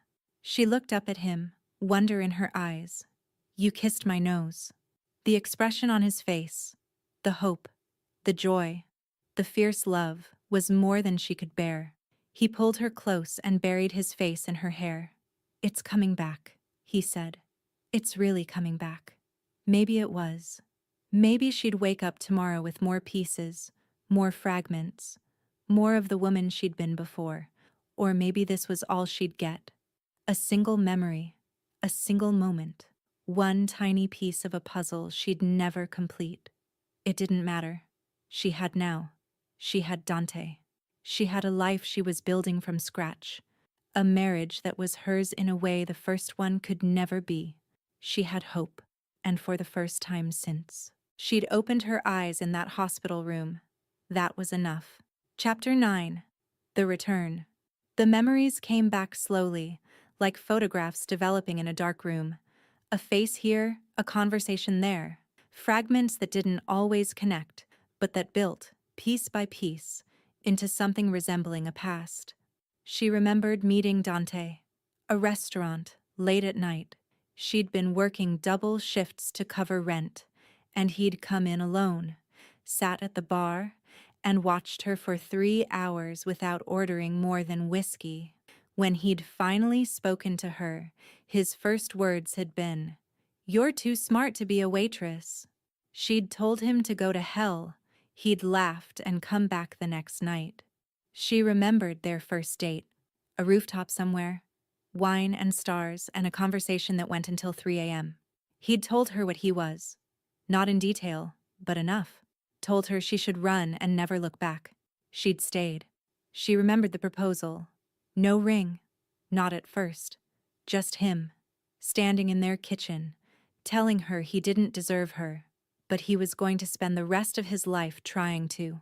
She'd said yes before he finished the sentence. The memories came, but they came incomplete.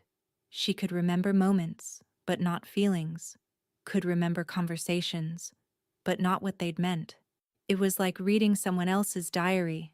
Intimate but distant, personal but not quite hers. "Does it feel different?" Dante asked one night, watching her flip through old photographs. "Now that you remember?" Yes and no. She set down a picture of them at someone's wedding. She still didn't know whose. "I remember the facts, the events, but I don't remember how I felt. It's like watching a movie of someone else's life." "Maybe that's enough." He sat beside her, pulling her close. "Maybe the feelings will come later. Or maybe," he hesitated, "maybe you'll build new ones." New ones. That's what they were doing, really. Building new feelings on the foundation of old ones. Creating a relationship that was both continuity and fresh start. It was strange. It was complicated. It was theirs. 4 months after the wedding, Elena was working late at the foundation when she heard footsteps in the hallway. She looked up to find Victoria Chen standing in the doorway. Her heart stopped. "How did you get out?" she managed, reaching for her phone. "I didn't." Victoria's voice was tired, defeated. I made bail. My lawyers are good. You should leave. Elena's hand found her phone, ready to dial security. Now. I'm not here to hurt you. Victoria took a step into the office and Elena stood, putting the desk between them. I'm here to apologize. Apologize? The word came out strangled. You helped hold me prisoner for 6 months. You hit me so hard I lost my memory. And you want to apologize? I want you to understand. Victoria's eyes were red, like she'd been crying.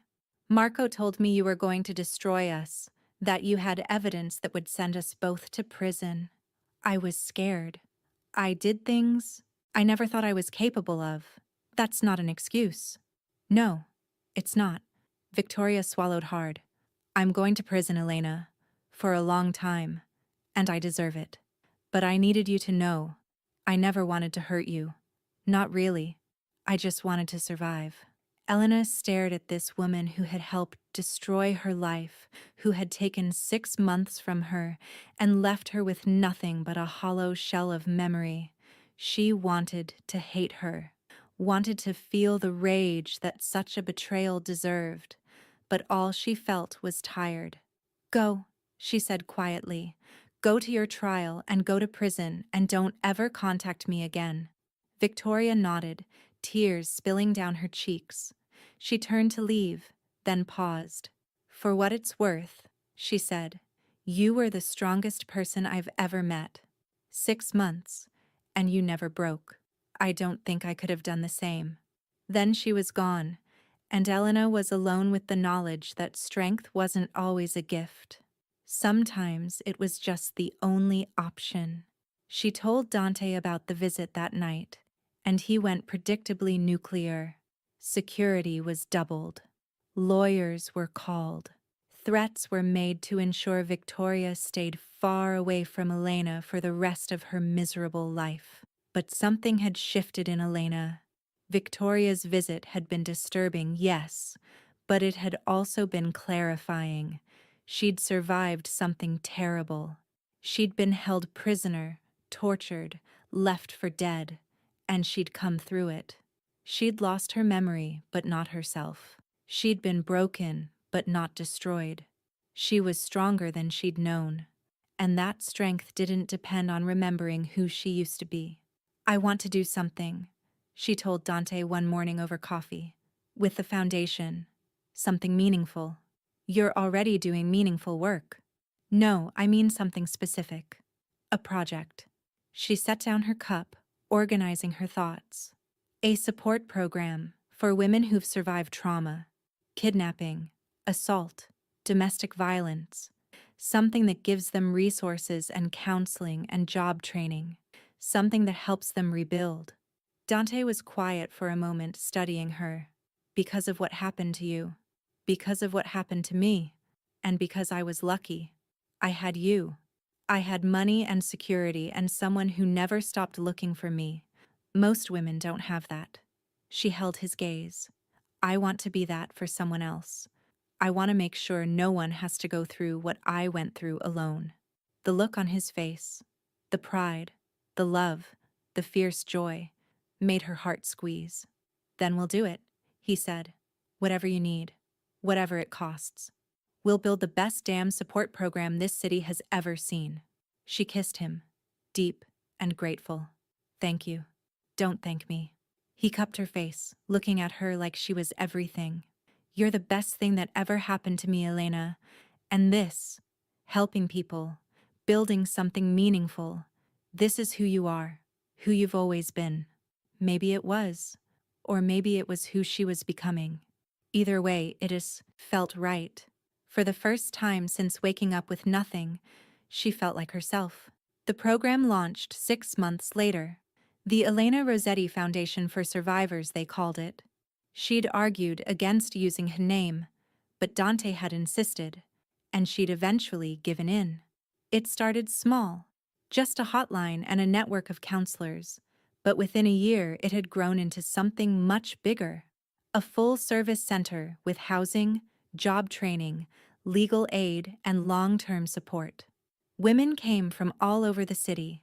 Women who'd been hurt, trapped, broken, women who had nothing and no one. Elena met with as many of them as she could, listening to their stories, sharing her own when it helped. She couldn't give them their memories back, couldn't undo what had been done to them, but she could give them hope. She could show them that survival was possible. "You saved my life," one woman told her, a young girl who'd been held by a trafficking ring for 2 years. "I didn't think I could keep going, and then I found you." Elena took her hand, blinking back tears. "You saved yourself," she said. "I just gave you a place to do it." It was the truth. She wasn't a savior. She was just someone who understood what it meant to lose everything and have to build it back. She was just someone who'd survived. Chapter 10. Home. 2 years after she woke up in the hospital with no memory, Elena stood on the rooftop terrace of the penthouse and watched the sun rise over Manhattan. The city spread out below her like a promise, all glass and steel and endless possibility. She knew it now in a way she hadn't before. Knew its streets and neighborhoods and hidden corners. Knew where to get the best coffee at 3 a.m., where to find quiet in the chaos, where the light hit just right at golden hour. It was her city, her home. She heard footsteps behind her and smiled before she even turned around. She always knew when it was Dante, something in the rhythm of his walk, the weight of his presence. Even before her memories had started to return, her body had recognized him on some deep, instinctive level. Maybe that was what love was, not memory, but recognition. "You're up early," he said, coming to stand beside her. He was still in sleep clothes, hair mussed, face soft in a way he only let her see. "Couldn't sleep." She leaned into him as his arm came around her. "Too much to think about." "The gala tonight?" The gala, the program, everything. She turned to look at him, taking in the face she'd learned so well over the past 2 years. The dark eyes, the strong jaw, the scar on his forehead that he'd never explained. "Do you ever think about how different things could have been if I hadn't woken up, if I'd never remembered anything, if you hadn't found me?" "Every day." His arm tightened around her. "And every day I'm grateful that none of that happened, that you're here, that we're here. Even though I'm not the same person you married." He turned to face her fully, his hands cupping her face with infinite tenderness. "You're exactly the person I married. You're strong and stubborn and too smart for your own good. You love too hard and forgive too easily, and you make me want to be better than I am." His thumb traced her cheekbone. "The memories don't make you who you are, Elena. You make you who you are." She kissed him, soft and slow, tasting coffee and sleep and the familiar rightness of him. "I love you," she said against his mouth. "I love you too." He pulled back to look at her, and there was something in his eyes. A question, a hope. "And I want to ask you something. Dante, if this is about the gala, I already said I'd wear the blue dress." "It's not about the gala." He reached into his pocket and pulled out something small. A box. "It's about this." Her heart stopped. "Dante, I know we're already married." He opened the box to reveal a ring, different from the ones she'd worn before. Something new and stunning, and clearly chosen just for her. "But I wanted to give you this. Something that's not from before. Something that's just us. Just now." She stared at the ring, tears blurring her vision. It was beautiful. But more than that, it was a symbol of everything they'd built together, of the choice they'd both made to stay. "It's not an engagement ring," he continued. "It's I don't know, a promise ring, a reminder. Every time you look at it, I want you to remember that you chose this, that whatever else you forget, you remember us." She held out her hand and he slipped the ring onto her finger. It fit perfectly. Of course it did. "I'll never forget us," she said, looking up at him through her tears. "No matter what happens, I'll never forget this." He kissed her forehead, her cheeks, her mouth. I know. He whispered. I know. They stood together on the rooftop as the sun climbed higher, flooding the city with golden light. Elena looked at the ring on her finger, at the man beside her, at the life they'd built from wreckage and hope. She didn't have all her memories. Probably never would. There were pieces of her past that were gone forever, moments and feelings and fragments of self that she'd never recover. But she had this. She had Dante. She had a purpose, and a home, and a future full of possibility. She had survived, and in the end, that was enough. Epilogue. 5 years later, Elena stood in the lobby of the Foundation's new headquarters, a gleaming building in Midtown that they'd purchased with funds that had poured in from donors all over the world. The Elena Rossetti Foundation for Survivors had become one of the largest support organizations in the country, helping thousands of women every year. She still couldn't believe it sometimes. The girl who'd woken up with nothing, who'd had to learn her own name from strangers. She'd built this place, this program, this legacy. Mrs. Rossetti? Her assistant appeared at her elbow. The photographer is ready for you. Right. The magazine profile. Forbes had wanted to do a feature on the Foundation's work, and she'd eventually agreed, despite hating the attention. Send them up, she said. I'll be there in a minute. She took one last look around the lobby, at the women coming through the doors seeking help, at the staff ready to provide it.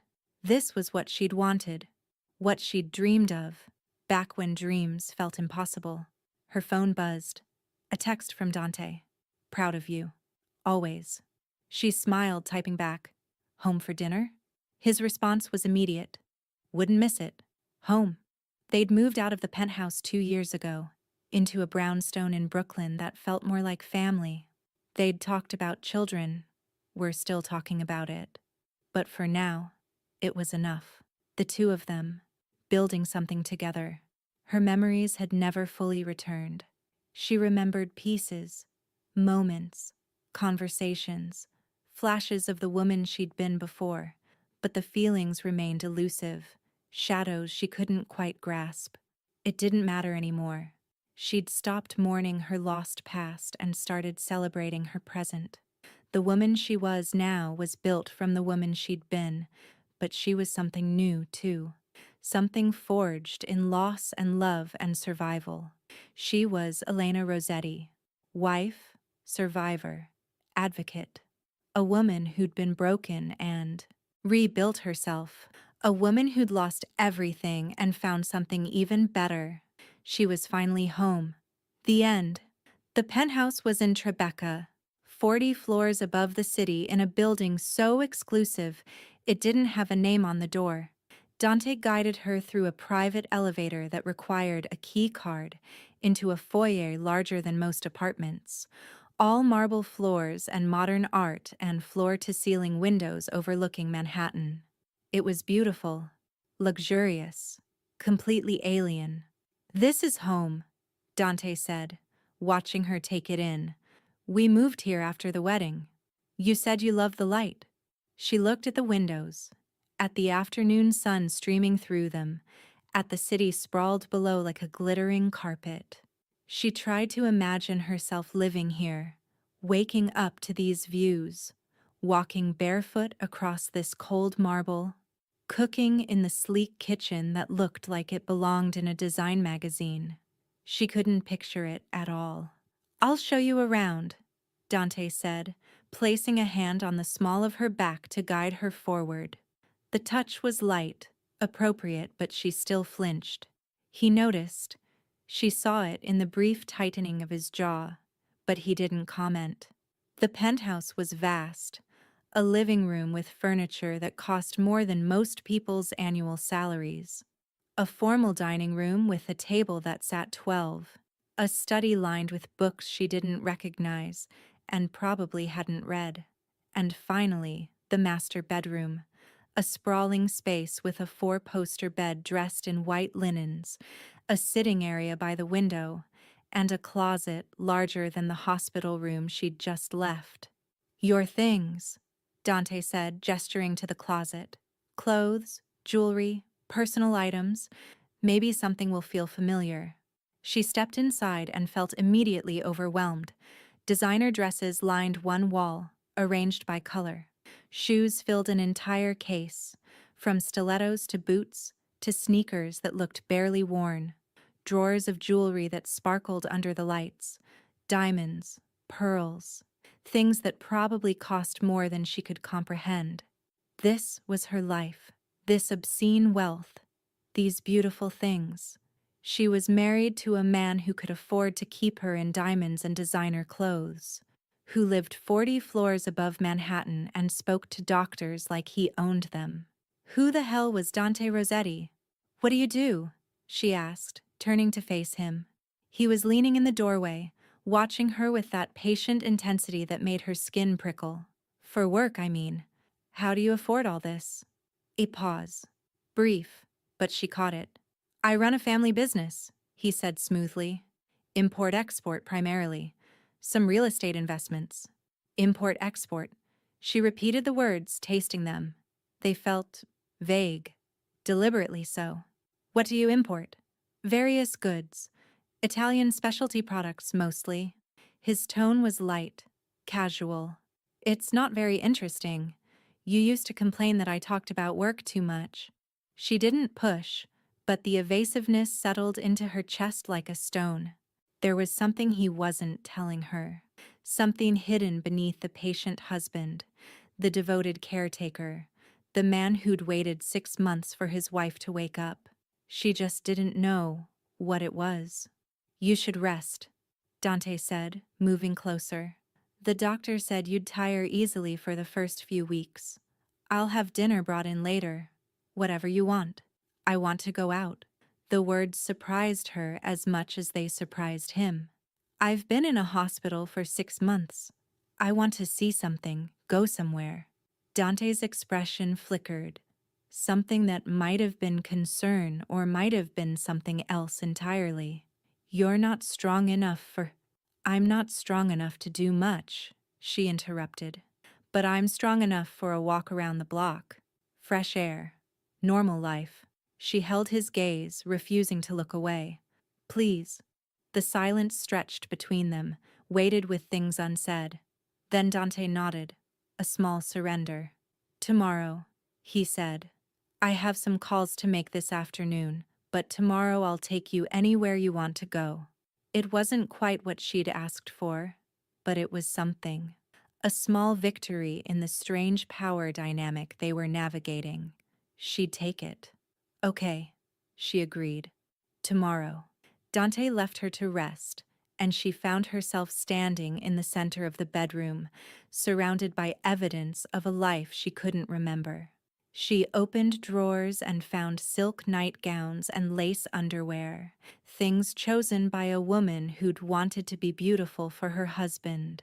She looked at the bed they'd apparently shared for over a year and felt nothing but the cold knowledge of her own amnesia.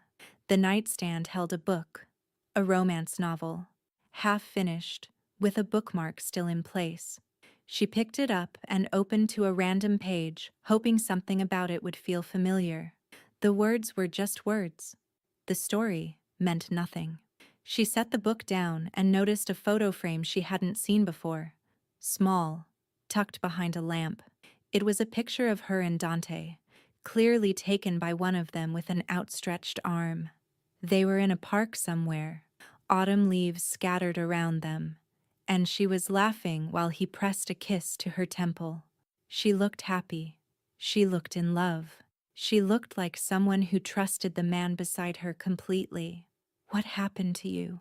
she whispered to the woman in the photo. "What happened to make you forget all of this?" The woman didn't answer. She just kept laughing, frozen in a moment of joy that Elena couldn't access no matter how hard she tried. She set the photo down and walked to the window, looking out at the city below. Somewhere down there was the life she'd lost, the restaurants she'd eaten at, the streets she'd walked, the people she'd known. If she could just find a trigger, just one fragment of memory, maybe the rest would follow. Or maybe she'd spend the rest of her life as a ghost in someone else's body, playing a role she didn't remember auditioning for. A knock at the doctor interrupted her thoughts. She turned to find a woman standing in the doorway. Young, dark-haired, dressed in a simple black dress with an apron. Mrs. Rossetti. The woman's smile was warm but careful. I'm Lucia. I manage the household. I wanted to introduce myself and see if you needed anything. No, Elena stopped. Something about the woman's face tugging at her. Have we met before? I mean, before my accident? Lucia's smile faltered for just a moment. Of course. I've worked here since you and Mr. Rossetti were married. What was I like? The question came out more desperate than she'd intended. Before, what kind of person was I? The housekeeper's eyes softened with something that might have been pity. You were kind, she said carefully. You always asked about my children, remembered their birthdays. You liked to cook, spent hours in the kitchen trying new recipes. She paused, choosing her words. You loved Mr. Rossetti very much. Anyone could see it. And he loved me more than I've ever seen a man love anyone. Lucia's voice was firm, certain. He tore this city apart looking for you, Mrs. Rossetti. When you went missing, he didn't sleep, didn't eat. He called in every favor, offered any amount of money. He wasn't going to stop until he found you. Missing. The word hit her like ice water. I was missing? Lucia's face went pale. I assumed he'd told you. Told me what? Elena's heart was hammering now, the pieces clicking together with terrible clarity. I wasn't in an accident, was I? That's not how I ended up in a coma. Mrs. Rossetti, please, you should talk to your husband. I'm talking to you. She stepped closer, and Lucia flinched back. Tell me what happened. Tell me why I was in that hospital with no memory and no one to claim me for 6 months. The housekeeper's composure cracked, tears welling in her eyes. You disappeared, she whispered. 6 months ago. One day you were here, and then you were gone. No note, no explanation. The police thought you'd left him. Run away. But Mr. Rossetti knew you wouldn't do that. He never stopped looking. She swallowed hard. They found you 3 weeks ago in a hospital upstate. You'd been brought in as a Jane Doe after someone found you unconscious in the woods. No ID, no phone, no memory when you woke up. The woods. Jane Doe. No memory. The words swirled around her, painting a picture far darker than anything she'd imagined. She hadn't been in a car accident. She'd been missing, vanished without a trace, left for dead in the wilderness. Her identity stripped away along with her memory. Someone had tried to kill her. Who did this? Her voice was shaking. Who tried to kill me? We don't know. Lucia is crying openly now. The police couldn't find anything. No witnesses, no evidence. It's like you just disappeared into thin air and then reappeared with no memory of what happened to you. No memory. The phrase had taken on a new, sinister meaning. This wasn't a medical mystery. This was a crime. Someone had attacked her, left her for dead, and erased her memories in the process. And she was now living with a man she didn't know in a city full of people she couldn't trust. I need to talk to the police. She was already moving toward the door. I need to find out who did this. Elena. Dante's voice came from the doorway, and she stopped cold. He was standing there, his expression unreadable, watching her with those dark eyes that suddenly seemed less patient and more calculating. I see Lucia has been filling in the blanks. You lied to me. Her voice was steadier than she felt. You said it was an accident. I said you suffered head trauma. That's true. You didn't tell me I was missing for 6 months. You didn't tell me someone tried to kill me. She was shaking now, with fear and anger and the terrible vertigo of not knowing what was real. Why? Why would you hide that? Dante stepped into the room, and Lucia practically fled, disappearing down the hallway with a murmured apology. He closed the door behind her, and suddenly the bedroom felt very small, very intimate, very dangerous. I didn't want to overwhelm you. His voice was calm, reasonable, the voice of someone explaining something simple to someone who wasn't quite understanding. You woke up from a 6-month coma with no memory of your life. Learning that someone tried to murder you seemed like information that could wait. It's not your decision what I can handle. She backed away as he moved closer, putting the bed between them. I have a right to know what happened to me. I have a right to know who might want me dead. And I will tell you. He stopped, holding his hands up in a gesture of surrender. Everything.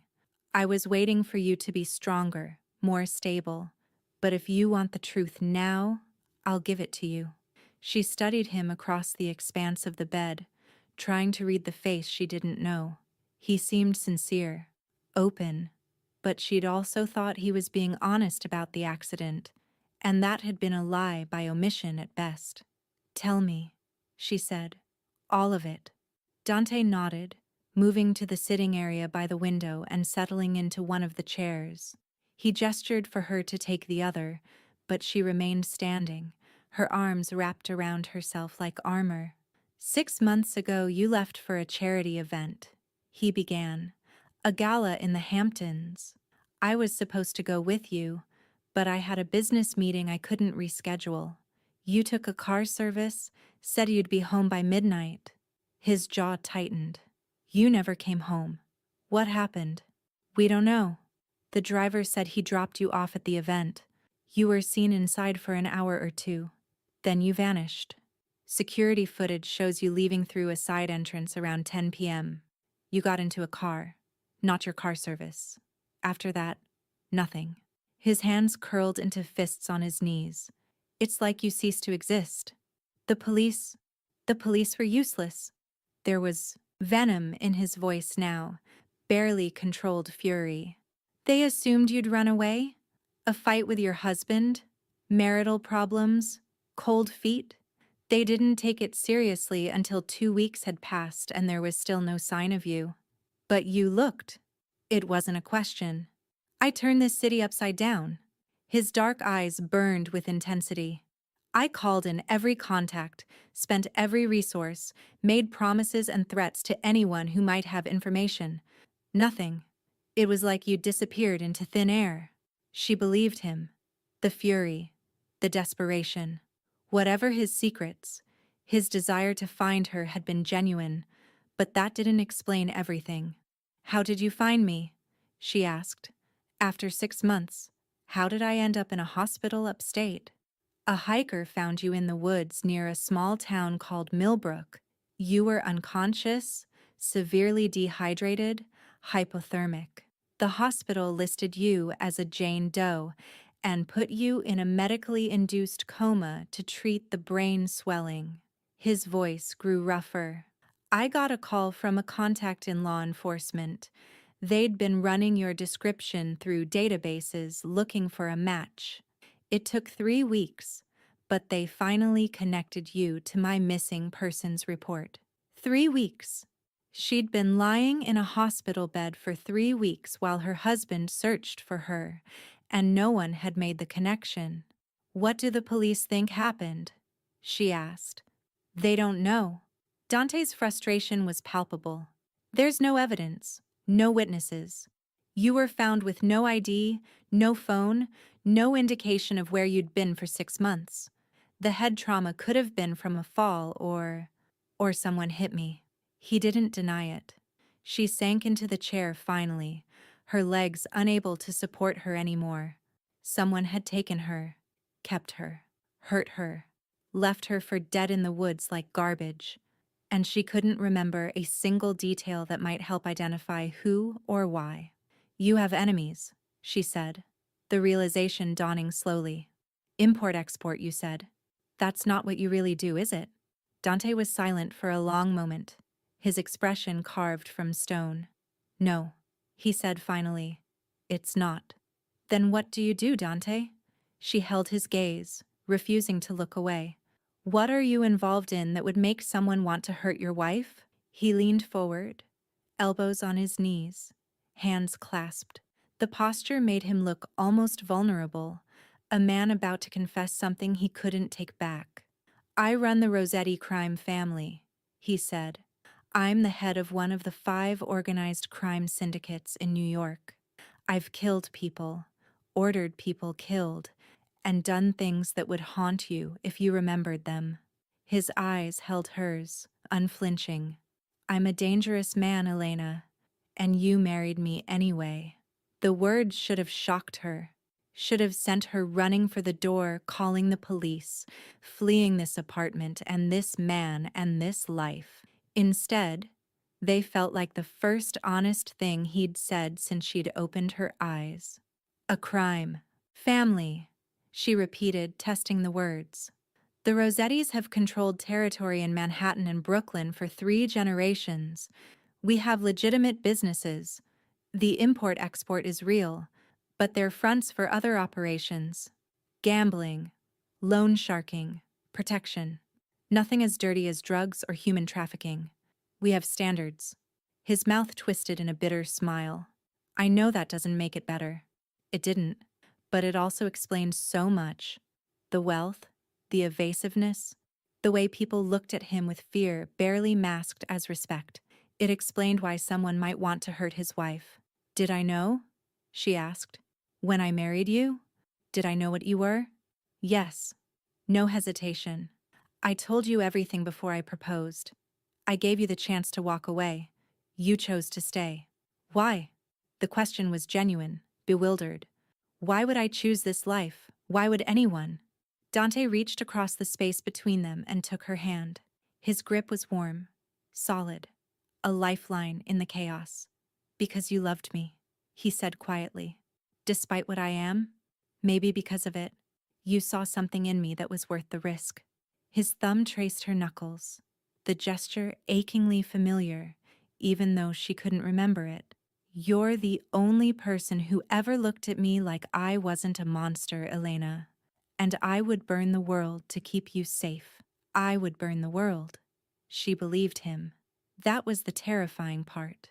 Looking into his dark eyes, she absolutely believed that Dante Rossetti would destroy anything and anyone that threatened her.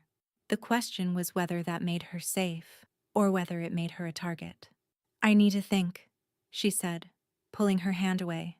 This is a lot. I know. He stood, giving her space. I'll have dinner brought up in an hour. Whatever you want. I'm not hungry. You need to eat. It wasn't a suggestion. The doctor said you're underweight. You need to rebuild your strength. She didn't argue. She didn't have the energy. Dante paused at the door, looking back at her with an expression she couldn't decipher. I know you don't trust me, he said. You have no reason to. But I need you to believe one thing. I would never hurt you. Whatever else I am, I would never hurt you. Then he was gone, and she was alone with the truth she'd demanded and had no idea how to process. She was married to a mafia boss. She'd chosen this life, apparently, with full knowledge of what it meant. And someone, perhaps one of his many enemies, had taken her, hurt her, and left her for dead. But they hadn't killed her.